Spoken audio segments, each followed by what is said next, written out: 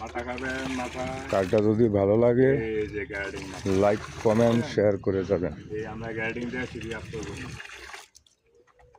দেখছেন।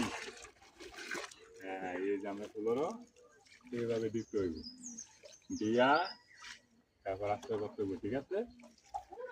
এমনি নিচে করতে হইব নাহলে আস্তে হইব না এভাবে নিচে করতে হইব। এই যে 1 নম্বর মাথা দেখছেন। এই যে মাথা এই যে মাথা এই মাটা খাইলে রোগ বেড়া থাকবো না ঠিক আছে। 1 মিনিট